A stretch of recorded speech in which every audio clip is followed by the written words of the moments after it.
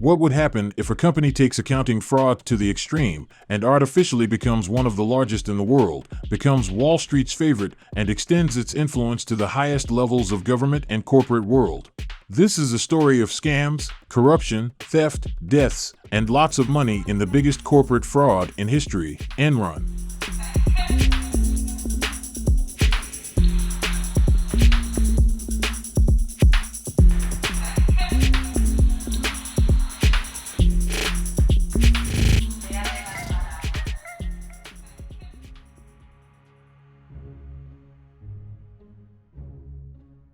In 1930, Northern Natural Gas Company was founded in Omaha, Nebraska. This company was dedicated to the extraction, transportation, and distribution of natural gas in several Midwest states of the United States, including Texas, Kansas, Oklahoma, Colorado, and South Dakota. The company grew steadily for decades and in 1979 acquired Houston Natural Gas Company, which led it to move to Houston, Texas, and change its name to Internorth Inc.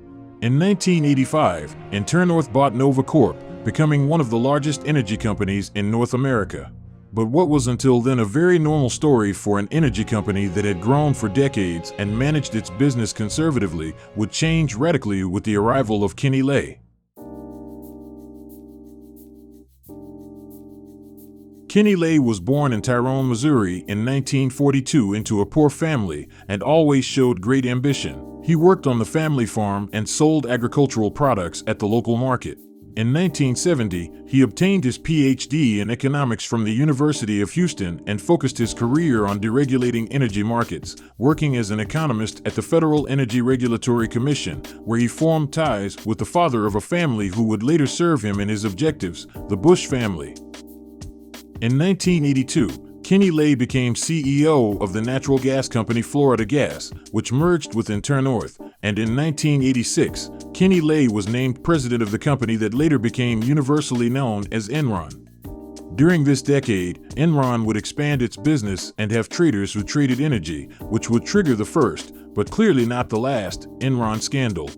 In 1987, Enron International Oil executives Thomas Mastrini and Louis Bourget incurred losses of $85 million speculating on oil prices beyond the limits they were allowed, erasing half of Enron's profits for the year and putting the company at risk, which thanks to the intervention of Mike McElroy, was able to recover from these losses in the market. But this behavior, which had been going on for some time and in a normal company would have caused the immediate dismissal of these executives, was ignored by Kenneth Lay, laying the groundwork for a tumultuous story that was just beginning because the main protagonist or villain was yet to come.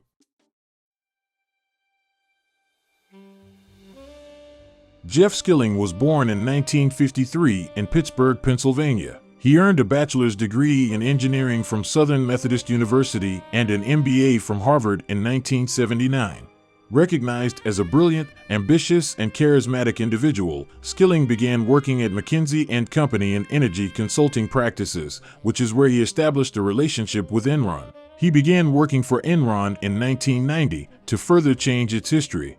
Skilling's objective was to expand Enron's business and transform it from a regional company into a global powerhouse. To achieve this, he focused on transforming Enron from a company that sold natural gas to one that was the foundation of the market by turning natural gas into a financial product. Skilling also adopted a policy of fierce competition among employees of the company. He annually fired around 10% of employees with lower performance, putting high pressure on them and making it normal for people to work 18-hour shifts. Skilling's favorite book was Richard Dawkins' The Selfish Gene, which discusses competition among individuals to pass on their genes, and his personality and direction were in line with this interest. Skilling was also a strong believer in the value of ideas, something that he would take to an extreme, and use as the basis for his first fraudulent move at Enron, mark-to-market accounting. This type of accounting, which is not illegal or fraudulent in itself, is based on being able to record profits that have not yet materialized from the moment an agreement is reached for a project. When it was approved by the SEC, it caused great celebration at Enron. And they were saying that we're going to sell power out of this power plant in 10 years for X dollars per kilowatt. And there was no way anybody could prove that they could do it. But in this type of accounting, losses must also be recorded when expectations have deteriorated or when the project is expected to lose money, something that Enron learned to avoid very quickly, thanks to Andrew Fastow.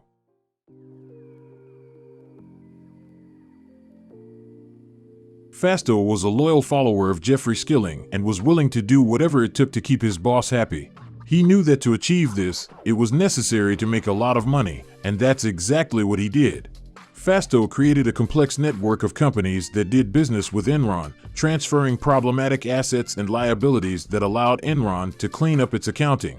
Basically, when a project did not generate profits or had a large debt, it was transferred to one of these companies and disappeared from Enron's balance sheet, leaving only the good and none of the bad. Fastow also took advantage of these deals to make a lot of money, and Enron's management, despite being aware of it, allowed him to continue because it greatly helped him to manipulate the accounting and make Enron look like a money-making machine, allowing it to grow rapidly during the 1990s.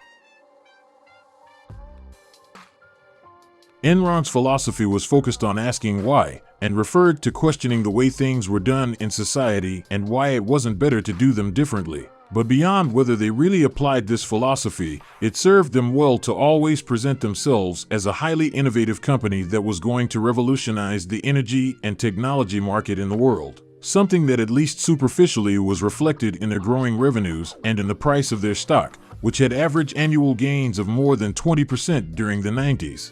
Enron, to take advantage of the dot-com boom of the 90s, wanted to establish a bandwidth market where it turned this service into a commodity whose prices fluctuated according to demand.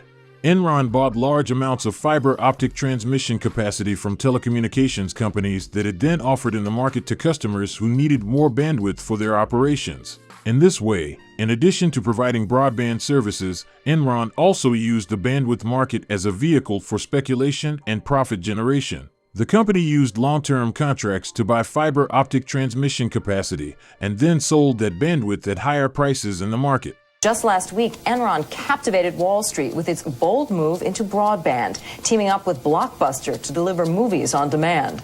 In addition, through a partnership with Blockbuster, the movie rental company, they sought to establish the first streaming service many years before Netflix and even YouTube, but the technology of the time turned out to be a limiting factor in advancing this project, not without registering their profits as if it had been a success.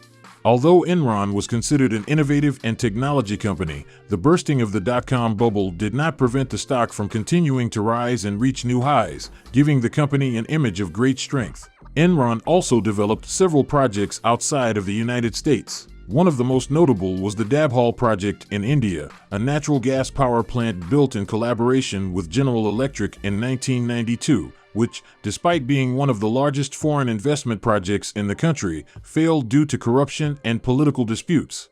Enron also worked on a gas pipeline in Bolivia, designed to transport natural gas from Bolivia to Brazil and Argentina, but it was never completed due to several obstacles.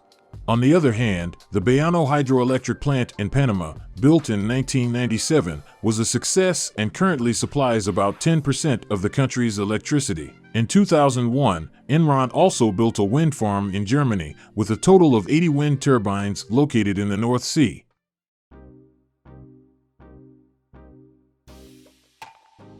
Enron incentivized its executives through stock options to always seek to increase the stock price. And although this incentive is common in publicly traded companies, in the hands of Enron executives, it ended up being an extremely dangerous weapon and raising the first red flags. As happened with the case of John Olson, an analyst at Merrill Lynch who refused to give a strong buy recommendation to the stock and was fired under pressure from Enron.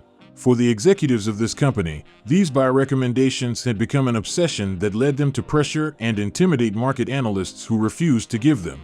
Also, in 2001, Fortune magazine reporter Bethany McLean began to investigate the company, and Enron sent Andrew Fastow to try to answer the questions of this journalist, without much success, which ended up in an article that raised the attention of some people, but that this same journalist would later say was a very passive and innocent version of her part for the scandal that would later be revealed about Enron. Enron also saw its image significantly deteriorate during 2000 to 2001 due to a series of blackouts in California where Enron was blamed, which was indeed partly responsible for shutting down power plants in order to artificially raise the price of energy, as well as other market manipulating practices.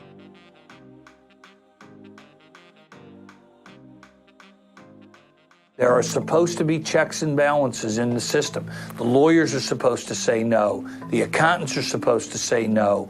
The bankers are supposed to say no, but no one who was supposed to say no said no. They all took their share of the money from the fraud and put it in their pockets. It's difficult to conceive the number of people, companies, and government institutions that ended up getting involved in some way in this scandal, allowing Enron to grow, expand its fraud, and enrich a small group of people at the expense of consumers, investors, and its own employees. Some of the main players involved were: firstly, Arthur Andersen, the accounting firm responsible for auditing Enron's financial statements. As an auditor, Arthur Andersen had the responsibility to alert about any irregularity in Enron's accounting, something it never did, due to the close and profitable relationship it established with the company. Secondly, Vinson & Elkins, a law firm that advised Enron on a wide range of legal matters, including mergers, acquisitions, structuring of financial transactions, among many others.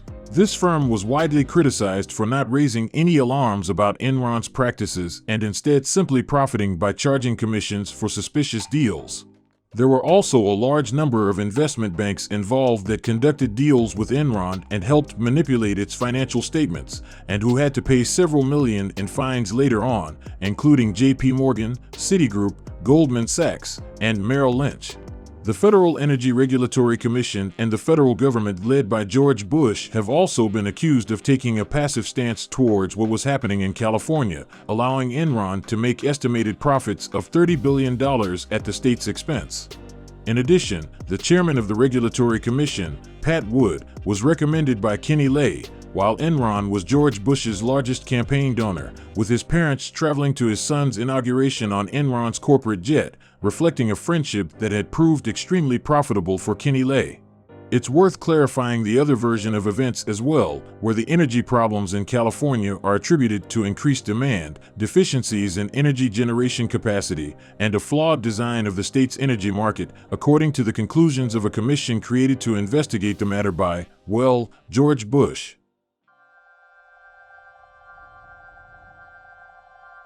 At the beginning of 2001, Jeff Skilling was appointed CEO of Enron, but he would only last 6 months in the position, which would be a period in which the stock would lose most of its value, with some incidents such as insults to analysts who asked about the transparency of the company, reflecting the pressure Skilling was under, as he could no longer conceal the house of cards he had created.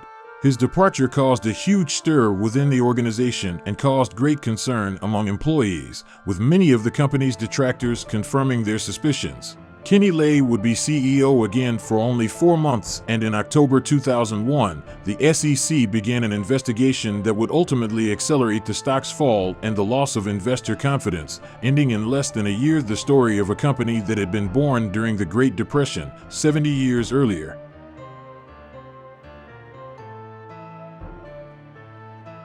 Kenneth Lay was found guilty of 6 criminal charges related to corporate fraud in May 2006, but died in July before being sentenced. Jeff Skilling was found guilty of 19 criminal charges in May 2006, including conspiracy, securities fraud, and falsifying corporate books and records. He was sentenced to 24 years and 4 months in prison in October 2006. In 2013, his sentence was reduced to 14 years as part of a deal with prosecutors. Andrew Fastow, Enron's chief financial officer, pleaded guilty to 2 counts of conspiracy in 2004 and cooperated with prosecutors in the case. He was sentenced to 6 years in prison in September 2004 and was released in December 2011. Cliff Baxter, former vice president of Enron, committed suicide in January 2002. Baxter had been one of the executives who had publicly criticized the company's accounting practices before its collapse. Should we invest all of our 401k in Enron stock? Absolutely. Don't you guys agree? Enron's employees, for their part, were among the hardest hit, not only losing their jobs, but also because many had invested their savings in the company's stock, which was now worthless, with many executives recommending that they buy the stock while they sold it. They received an average settlement of only $4,500. Arthur Andersen, Enron's accounting firm, was accused of destroying documents related to Enron's audit. In 2002, it was found guilty of obstruction of justice and destruction of evidence. The firm declared bankruptcy and its assets were acquired by other accounting firms.